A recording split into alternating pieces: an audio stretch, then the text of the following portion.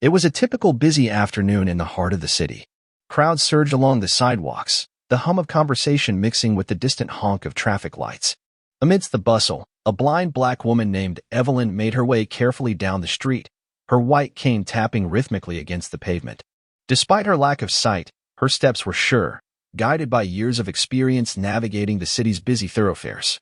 She moved with grace and determination, accustomed to the sideways glances and whispers that followed her. Today was no different.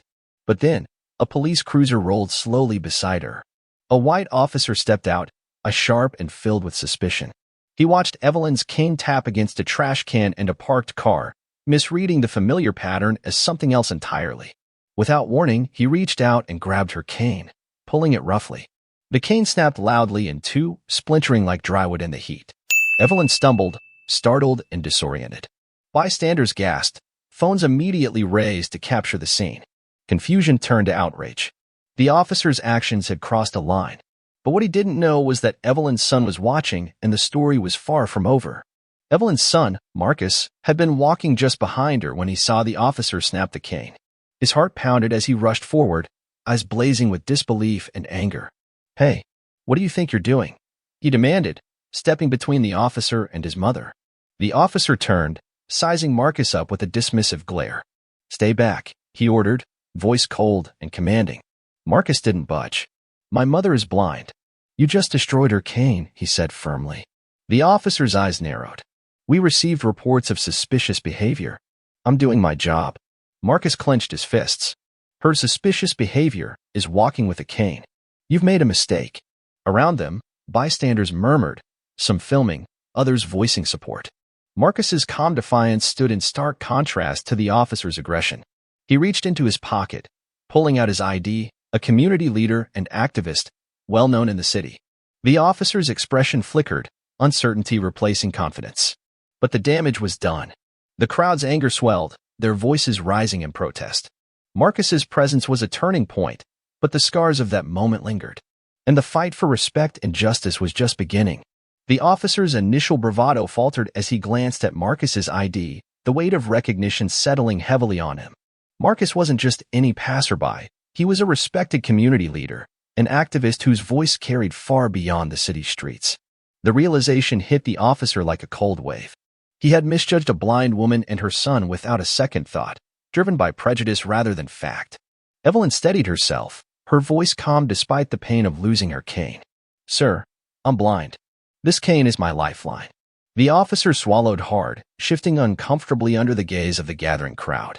He muttered a shaky apology, but it felt hollow against the backdrop of public outrage. Neighbors stepped forward, their phones capturing every word, every expression, every moment. Social media buzzed within minutes, the video spreading like wildfire. Hashtags demanding justice and accountability trended across platforms. Local activists called for immediate investigations, demanding the officer be held responsible. Marcus stood beside his mother, his voice steady as he addressed the crowd. "This isn't just about a broken cane. It's about respect, dignity, and the treatment of our community." The city was watching, and the officer had no idea who he had just unleashed. The news spread quickly through the city like wildfire.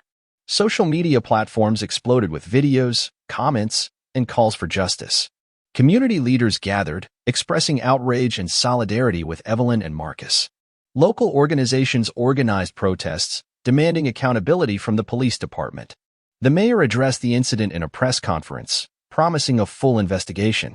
The police chief issued a statement expressing regret but faced mounting criticism over handling racial bias within the force.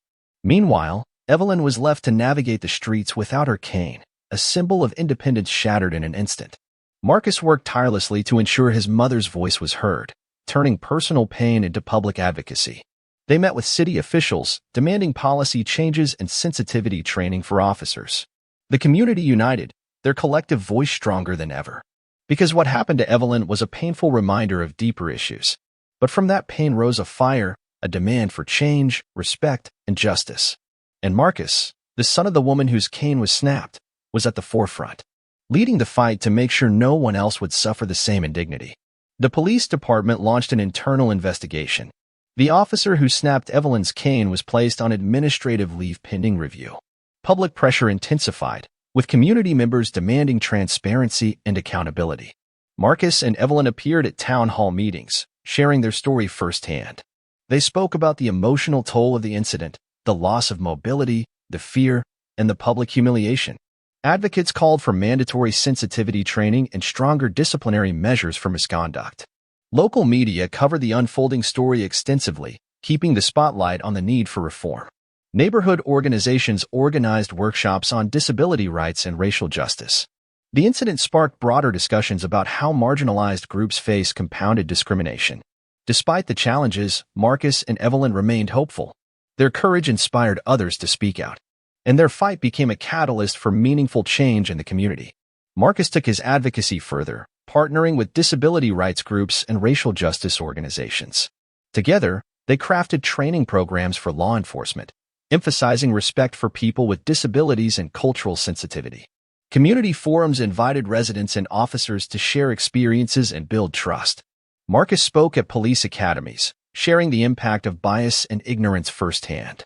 Evelyn, despite her blindness, became a symbol of resilience, attending rallies and meetings, her presence a powerful reminder of the human cost. The City Council introduced legislation mandating comprehensive training and oversight. Police departments nationwide began to take notice. Marcus's story was featured in national media and legal journals. His advocacy transcended his city, sparking conversations across the country. Through it all, Marcus and Evelyn remained steadfast. Their journey was one of pain transformed into purpose, and a reminder that true justice begins with seeing each other fully, beyond assumptions and prejudice. As the movement gained momentum, Evelyn's story became a symbol of intersectional justice. She was not only a person with a disability, but also a Black woman facing systemic racism. Her experience illuminated the compounded challenges many face daily. Marcus continued to push for change, emphasizing the need for inclusive policies. They hosted workshops focused on disability rights and racial equity. Law enforcement agencies began collaborating with advocacy groups to develop better protocols. The community's response was overwhelming. People from diverse backgrounds united in calls for reform. Marcus and Evelyn's voices reached classrooms, boardrooms, and legislative halls. Their story sparked empathy, education, and action. Yet, they remained grounded, knowing the work was ongoing. Because true change requires persistence, understanding, and unwavering commitment. Their journey was far from over, but their impact was undeniable. In the months that followed, tangible progress began to take shape. Police training programs incorporated lessons on disability awareness and racial bias. Community oversight boards gained more authority to investigate complaints. Evelyn received a new, custom cane, gifted by local artisans and supporters. It symbolized both resilience and community solidarity. Marcus helped establish a support network for those affected by similar incidents. Workshops and panels educated officers and civilians alike. Stories like Evelyn's encouraged dialogue where silence once reigned. The city saw a gradual shift toward empathy and accountability. Yet, Marcus reminded everyone that vigilance was key. Change is a process, he often said, and it requires all of us to keep pushing forward. Their story was a beacon, a reminder that respect and dignity must be at the heart of justice, and that every person deserves to walk freely and safely, no matter who they are. Media coverage of Evelyn's story expanded beyond local news. National outlets highlighted the incident as emblematic of broader societal issues. Documentaries and podcasts featured interviews with Evelyn, Marcus, and community leaders. Their voices brought urgency and humanity to discussions about race, disability, and policing. Legislators began to take notice, proposing bills to improve police conduct and protect vulnerable populations. The city's police chief appeared at public forums, committing to transparent investigations and reforms. Meanwhile, grassroots organizations flourished. Community members organized marches, vigils, and educational events. Schools introduced curriculum modules on bias and inclusion inspired by Evelyn's experience. Marcus continued to serve as a mentor and advocate, guiding others through the complexities of justice and healing. Through perseverance and collaboration, the community worked toward a future where no one would be diminished or disrespected for their identity. And Evelyn's story stood as a powerful catalyst in that journey. Evelyn's life slowly began to return to a sense of normalcy, but the memory of that day lingered. She found strength in the support of her community and the advocacy work that followed. Her new cane was more than a tool, it was a symbol of resilience and solidarity. Marcus balanced his roles as a son, activist, and community leader. He met with city officials regularly, pushing for sustainable changes in policing policies. Together, they worked to create training programs that would prevent similar incidents. Their efforts helped foster greater understanding between law enforcement and residents with disabilities. Evelyn participated in workshops, sharing her perspective to educate others. Her calm presence and unwavering dignity inspired many. While the pain of that moment remained, so did the hope for a more just and compassionate society. Their journey was a testament to the power of courage, community, and change. Marcus and Evelyn's story became a cornerstone in the fight against systemic discrimination. They were invited to speak at universities, police academies, and advocacy conferences. Their message was clear and consistent.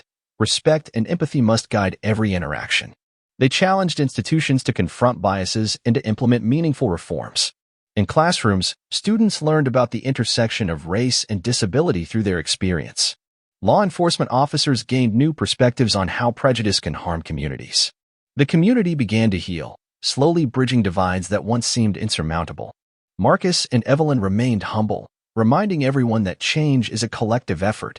They encouraged others to share their stories and to stand together in pursuit of justice. Their courage inspired a new generation of activists and allies. And their journey showed that even in the face of adversity, hope can prevail. The years following the incident brought continued progress. Police departments introduced policies requiring regular bias training and accountability reviews. Community engagement increased through advisory boards and public forums. Evelyn and Marcus worked tirelessly to support these initiatives. They collaborated with local schools to foster understanding from a young age. Their advocacy helped build bridges between law enforcement and marginalized communities. Media coverage highlighted these positive changes, encouraging similar efforts nationwide. They remained grounded in their mission to ensure dignity for all. Despite challenges, their resilience and dedication never wavered. Their story served as a reminder that true justice requires constant effort, and that every voice, every act of courage contributes to a fairer society. The fight for equality continued, but with hope lighting the way. The community's response grew stronger with time. Neighborhood programs focused on inclusion and respect flourished. Workshops addressed both racial and disability biases. Marcus and Evelyn helped launch mentorship initiatives for young people facing discrimination. Their story inspired countless individuals to stand up and speak out.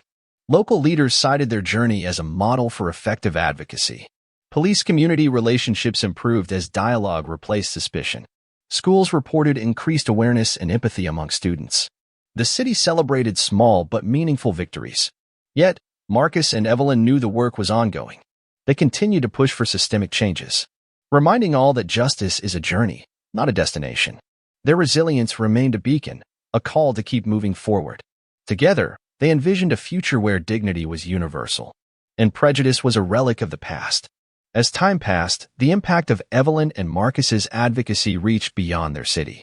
Their story was shared in national forums, influencing policy debates and reform efforts. Police departments across the country began to adopt more comprehensive training on implicit bias and disability awareness. Community partnerships flourished, emphasizing respect and collaboration.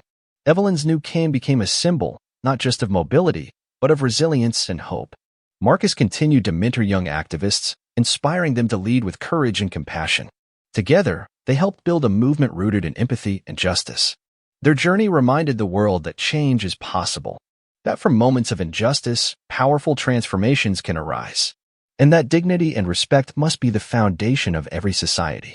Their story was far from over, but their legacy was already secure. At a community gathering in the heart of the city, Evelyn and Marcus stood before a crowd united in purpose. The pain of that day, the snapped cane, the public humiliation, had transformed into a powerful call for change. Families, activists, officials, and neighbors listened as they spoke about resilience, dignity, and the ongoing fight for justice. Evelyn's voice, steady and strong, echoed through the plaza. Marcus's presence beside her symbolized strength passed between generations. Together, they celebrated not only their journey but the community's commitment to progress.